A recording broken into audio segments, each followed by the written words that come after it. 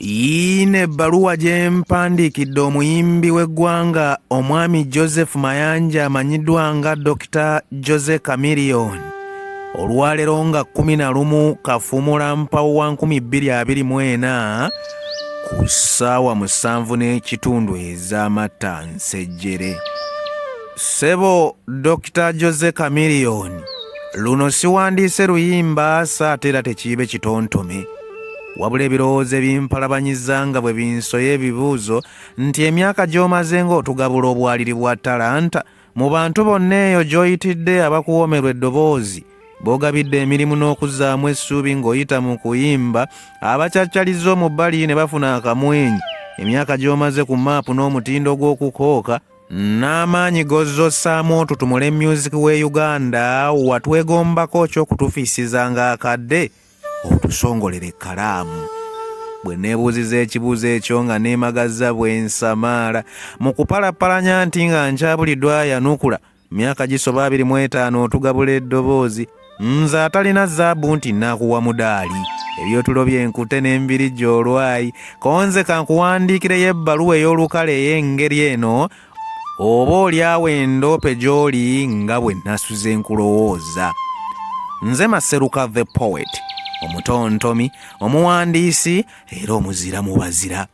Ng'engoma ezasindogoma ezandesanga n'emmere ku ssowaani gamba nga Dorotia, neekolera maali, maama wange, Kuma Obwesigwa, Samwa, Jamira Nania, Mama Mia n'endala nnyingi eziwoomanga Kadomo Omusimule nacaccalizanga bwensibye roketo nga ngubojjera baamunaanika mu disitulikiti ey'e Luweero. Ssebo Dr. Jose Chameleone, lwaki wazze ku birowoozo byange n'obbirira nga bwe magamaga mu bayimbi? Erinnya lyo liri ku mwanjo nnyo mu bannantameggwa abatuwanikira fulaaga. Basiima ogenza omuyimbi omuwano yayimba, naye ŋŋambye lwaki nninda ebide by'erubaga ndyoke nkutende mpunzise embasa ekkalaamu n'enkulubuuta ebbankaluwa. Ssebo Heavyweight taata weebala eddoboozi. Omusajja ayimba nga n'ennyonze muwalana ayagala ensi yagiwanikira fulaaga. Enkulaakulana kitundu ku Kamiiri ayimba ennyimba ezizuukiza aterebuka. Omuntu w'abantu akuba ku lwali alyamu ku nnumba singa oba omunyiiza bye bigambo ebitonotono bye sigenda kubuusa maaso bwe nditandika okubaga ekitabo ky'abannantameggwa mu kisaawe ky'okuyimba. Nebaza Katonda eyakuwa zaabu wa talanta ate n'akuwa n'obuvumu obugivumbula ogikozese ekizze kisikiriza emiti emito mingi ne gimeruka mu kisaawe. Ssebo wange, nzikiriza nkusaasira olw'ebizibu ebyatuzinda gye buvuddeko awo era nsaba omwoyo gwa munnaffe Mukama aguwummuliza awagonvu. Otulo twanneepenye ewange mu kiro eno nga mmaggula amaaso bwenti bwe nzibiriza ntema ebisiki n'ensumagiramu nti naye ng'omutima guli eri ggwe nannyini ddoboozi. Nasoose n'entuula n'enkoteka ekisingo nga neebuuza gye mba nkusangiriza nti nkuloopera ekitampisa afuluuta naye omutima tegwanninze kutegana. Kwe kumpalabanya n'embaka ekkalaamu nfune olupapula ndumansire bwino. Mbazeemu n'enkubisa bwe ngasseemu ng'ebbaluwa eneekunya okutuuka. Konze kangirombojjere mu masaŋŋanzira g'obwengula wano ngiragirire eyo osanga weeteekunyize kutuuka. Ssebo Bwana Kamiiri, sirinze kukusongera kubaliddawo nga nkyalina ku kacyansi mba mulyaza amaanyi bwe njogera ku bayimbi b'e Uganda abakyakuumye ebbugumu mu kisaawe ky'okuyimba erinnya lyo ne litanzigira kulyatula.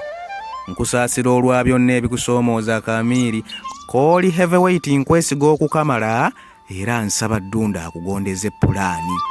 Sseruganda, siina bukakafu nti ebbaluwa eno eneekutuukako ku nnaku z'omwezi zino kwe njibagidde nga 11 Epo wa 2024 wabula olw'okuba ebirowoozo byasuze bimpalana ntazaafiya n'engirombojjera wano nga bwe nsaba yeetakkuluza efune obuyitiro oba oli awo ekuwummuza ebirowoozo. Engeri obulamu bwe tuyitamu gye bulimu ku bifunvu, nkusaasira olwa byonna ebikubuza akamwenyu era nfukamidde n'ensaba Katonda atutonda akugondeza awalabika obukalu bwo. Ndi faani wa kuwoomerwa eddoboozi olwalayini z'okamuka ezivulubanya omukyuzi era mu maanyi ago mwe nnyimiridde nze n'ensaba Lugaba atukubire pulaani ebikalubamu atwazikeyo empenda. oli wanjawula atamala gafunika atyo. Ebiro biri kwogerako ne bwe tulibanga tubuze, naddala mu kisaawe kyaffe ekituulamu abayimbi, entebe yo terisangulwa ku maapu. Okusoomoozebwa kw'oyitamu mukwano bwe kuba kujja kuti ne kukubbako akamwenyu, nsaba Ddunda akutegulirewo stress. Laba eno obulamu bwe butya, ensozi nga zibuwamba, naye bw'otindigga nga bw'oguma ozirinnye ozivuunuka n'odda ate ku kaserengeto. Kale ensozi ne bwe zitusiŋŋaana mu nsi eno, nsaba tufune amaanyi agataterebuka.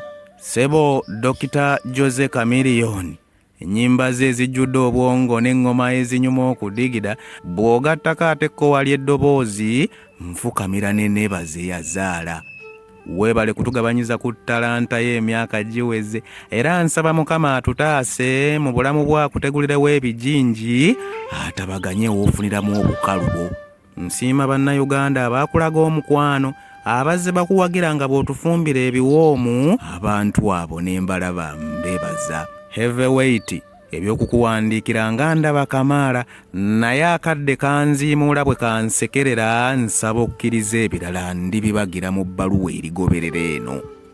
Abakuwagira bangi bantumye okukulaba, naddala ab'ebbaamu gye siyosa kutuuka, nga bakusabira buli kadde obeere n'akamwenyu, era bw'obala eby'omuwendo by'olina ku nsi kuno, tolekangayo abawagizi abakuwoomerwa eddoboozi. Nsaba Katonda agonjoola ebikusoomooza eby'omubiri n'eby'omwoyo, era nfukamidde ne nsaba Katonda omuyinza obulamu bwa butegulemu emikoosi, obutukuba omubali n'ennyenje zeegayirire. Nze Maseruka the Poet.